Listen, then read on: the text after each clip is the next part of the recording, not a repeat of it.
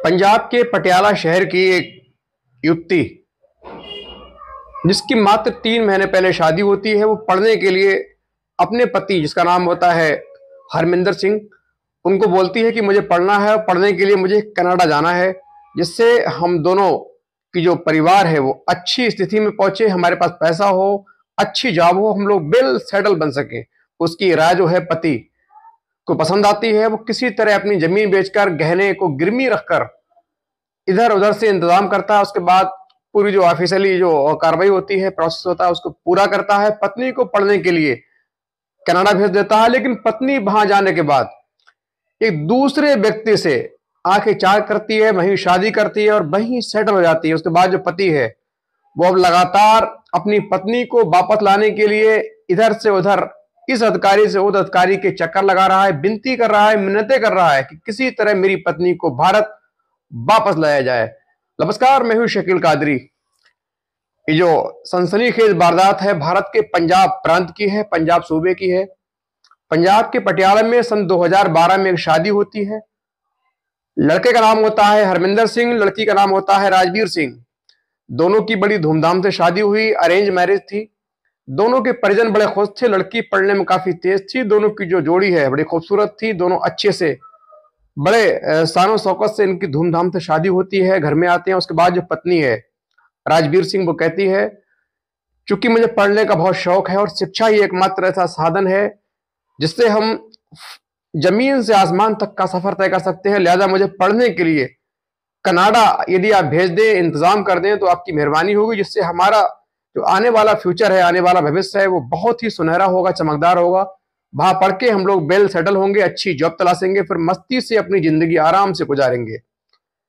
पति को उसकी राय पसंद आती है, क्योंकि पंजाब में कहते हैं पंजाब में हर गांव से एक बंदा, एक व्यक्ति विदेश में है, चाहे वो जॉब करने के लिए हो, ड्राइवर की नौकरी के लिए हो, कहीं मॉल में नौकरी के लिए हो या पढ़ाई के लिए हो। पंजाब में इस तरीके का चलन बड़ी तेजी से है, क्योंकि वहां विदेश जाने का जो क्रेज है पूरे भारत में सबसे ज्यादा है। वहां सबसे ज्यादा लोग विदेश में काम करने, शिक्षा लेने जाते हैं। ऐसा ही यहां भी हुआ कि जो राजवीर सिंह पत्नी है, ये कहती है ठीक है मुझे जाना है, तो पति कहता है ठीक है, मैं तुम्हारे लिए किसी तरह पैसों का इंतजाम करूंगा। इधर उधर से ये मालूमात करता है, जानकारी लेता है कि कितना खर्चा लगभग इस पूरे जो कोर्स है करने में आता है, आने जाने का किराया, रहने का किराया, फीस वगैरह सब मालूमात करके उसका इंतजाम करता है। अपनी जमीन भी थोड़ी सी बेच देता है, गहने गिरवी रखता है, फिर थोड़ा सा कर्ज भी लेता है और पत्नी को बड़ी खुशी खुशी पूरी जो ऑफिशियल उनकी जो प्रक्रिया है उससे गुजरने के बाद सीधे पत्नी को एयरपोर्ट छोड़ने चला आता है। पत्नी सीधे कनाडा के लिए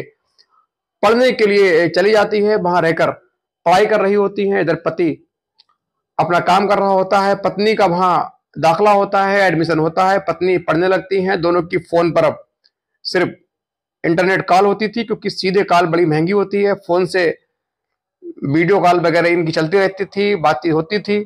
दोनों बड़े खुश थे। उधर पत्नी इसलिए खुश थी कि मैं कनाडा पढ़ने आई हूं, मेरा जो फ्यूचर है अच्छा होगा। इधर पति ये सोचकर खुश था कि चलिए खैर, हमने अपनी जमीन बेची, इंतजाम किया, गहने गिरवी रखे, लेकिन पत्नी को पढ़ने भेज दिया। उसको ये उम्मीद थी कि एक दिन मेरी पत्नी जो है पढ़कर एक बहुत बड़ा ऑफिसर बनेगी, अच्छी जॉब मिलेगी, उसके बाद मेरा जो जमीन मैंने बेची है उसको दोबारा मैं और खरीद लूंगा, जो गहने गिरवी है सारे किसी न किसी रूप में वापस ले लूंगा।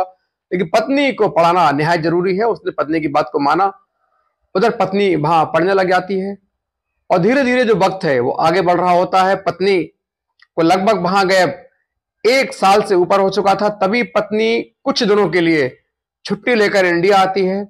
यहाँ सीधे जो हरमिंदर है उसको लेकर एयरपोर्ट पहुंचता है, बड़ी धूमधाम से खुशी से पत्नी को लेकर घर आता है और दोनों साथ साथ रहते हैं। बड़ी खुशी खुशी रह रहे थे, तमाम बातें होती हैं, किस तरीके से वहां पढ़ाई होती है। वो पत्नी से पूछता था कि वहां जो कोचिंग है वो कैसे होती है, खाने में कैसा क्या मिलता है, तमाम जो बातें वहां की है वो पूछता था। दोनों का वक्त अच्छे से गुजर रहा था। इस दौरान कितनी जल्दी छुट्टी खत्म हो गई, इन दोनों को बिल्कुल मालूम ही नहीं चला। अब छुट्टी का आखिरी दिन आता है, शाम को राजवीर को निकलना था, लेकिन इस दौरान जो पत्नी है वो इनकी प्रेग्नेंट हो जाती हैं, प्रेग्नेंट थी। तो पति हरमिंदर ने कहा यदि तुम कहो तो मैं एक और जो व्यक्ति है आपके साथ, परिवार की कोई महिला भेजूं जिससे आपका वहां देखरेख अच्छी हो जाए, आपकी वहां सेवा हो जाए, चूंकि आप प्रेग्नेंट हैं। इसीलिए आपकी पढ़ाई भी है तो आपको जो बाकी जो काम होते हैं दिनचर्या के वो आप करने के लिए आपको मदद मिलेगी। लेकिन पत्नी कहती नहीं, हमें किसी की मदद नहीं चाहिए, वहां बहुत ज्यादा काम नहीं है, सब कुछ रेडी मिलता है, कपड़े वॉश किए हुए मिलते हैं, खाना अच्छा बना बनाया मिलता है, सिर्फ पढ़ाई करनी होती है, तो इतना तो मैं कर ही लूंगी। पति कहता है ठीक है कोई बात नहीं आप जाइए।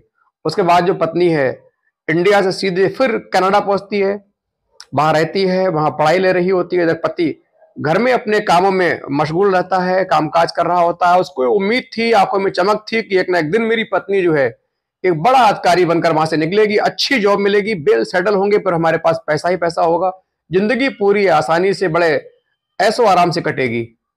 लेकिन होनी को कुछ और ही मंजूर था। दरअसल वहां जब ये राजवीर सिंह है, ये जब वहां रह रही थी तो यहाँ वहां के रहने वाले लोकल एक व्यवसायी थे, बहुत बड़ा आदमी था, उससे धीरे धीरे इसकी जो पींगे हैं बढ़ने लगती हैं, इसकी आंखें चार होने लगती हैं, उसके इश्क में पड़ जाती है। जब उसके इश्क में पड़ती है तो इसका जो व्यवहार है पूरा चेंज हो जाता है, बदल जाता है। या पति जो पहले बात करता था तो घंटे फोन से बातें होती थी, हर तरीके की सुख दुख की बातें होती थी, लेकिन अब हरमिंदर सिंह जो है, जो पति है, जो इंडिया में होता है, वो नोटिस कर रहा होता है कि जो पत्नी है बात करने से कतराती है, बहुत ज्यादा लंबी बात नहीं करती है। कभी कहती है मैं अभी कॉलेज में हूं, अभी मैं कोचिंग जा रही हूं, या मैं अभी नहाने जा रही हूं, बहुत से जो बहाने करके उसकी बात को किसी न किसी तरीके से काटने की पूरी कोशिश करती है। लेकिन जो हरमिंदर है वो सोच रहा था हो सकता है, चूंकि विदेश की बात है, कहीं वहां पहुंचा नहीं, कभी गया नहीं, उसको लगा हो सकता है वहां का जो शेड्यूल है, टाइम टेबल है, बिल्कुल अलग हो, इसीलिए उसने बहुत ज्यादा इंटरफेयर नहीं किया। खुद को समझा लिया कि कोई बात नहीं, पत्नी पढ़ेगी तो फिर साथ रहेंगे, अच्छी जॉब होगी, बिल सेटल होंगे, इसी सपने के सारे वो पत्नी की हर बात को सहता जा रहा था। लेकिन धीरे धीरे जो पत्नी है इसका रवैया एकदम बदल रहा था। पहले की तरह बातें नहीं कर रही थी, हर वक्त बातें न करती थी, बहुत मुश्किल से 4-6 दिन में एक बार उससे संपर्क हो पाता था। लगातार पढ़ाई का काम का बहाना करके बात करने से कतराती थी, बहुत जल्दी फोन को कट कर देती थी। ये उसकी हरकत जो है राजवीर को, हरमिंदर को गले नहीं उतर रही थी, लेकिन सोच रहा था किसी तरीके से पत्नी की शिक्षा मुकम्मल हो जाए, पढ़ जाए, फिर सारी जिंदगी साथ ही तो रहना है। इसी उम्मीद के सारे हरमिंदर पूरी उसकी जो गलतियां हैं इनको इग्नोर कर रहा था, खुद को समझा रहा था। लेकिन धीरे धीरे इसका जो नेचर है एकदम और तब्दीली में आता है, बदल जाता है। तभी जो हरमिंदर है इसको किसी और इसके जो कोई कॉमन फ्रेंड होते हैं, साथ के रहने वाले इंडिया के दूसरे लोग होते हैं, उनके द्वारा ये मालूम चलता है कि इसकी पत्नी ने कहा किसी बड़े व्यक्ति से, बड़े बिजनेसमैन से शादी कर ली है, उसी के साथ रह रही है। जब ये बात हरमिंदर सुनता है तो उसके पैरों तले जमीन खिसक जाती है। हरमिंदर को दिन में तारे नजर आते हैं, हरमिंदर पागल हो जाता है, उसका सिर चकराने लगता है, सोचता है कि ये क्या किया मेरी पत्नी ने, जिसके लिए मैंने इतना पैसा खर्च किया, मकान जमीन बेची, गहने गिरवी रख के, लेकिन वो वहां जाकर मेरे साथ धोखा कर रही है। उसको यकीन नहीं हुआ। फिर उसने सोचा हो सकता है मुझे कोई झूठा भड़का रहा हो, लिहाजा उसने फौरन अपने जो पासपोर्ट वीजा के लिए आवेदन दिया, सारे कागजात पूरे करने की ठानी। उसने सोचा कि मुझको फौरन कनाडा जाना चाहिए और इस बात की तस्दीक करनी चाहिए कि वाकई ये सच है या झूठ। लेकिन किस्मत उसकी अच्छी नहीं थी, उसके जो डॉक्यूमेंट हैं पूरा नहीं हो पाया, उसका जो वीजा है कैंसिल हो जाता है। उसके बाद लगातार वो उससे संपर्क करने का प्रयत्न करता है, लेकिन पत्नी बहुत कम कभी कभार बात कर रही थी। अब उसको उसी दोस्त के सारे ये भी मालूम चला कि इसने अपने पेट का जो बच्चा है उसको हटा दिया है, बसवा करवा दिया है। इसको ये बात बड़ी खलती है।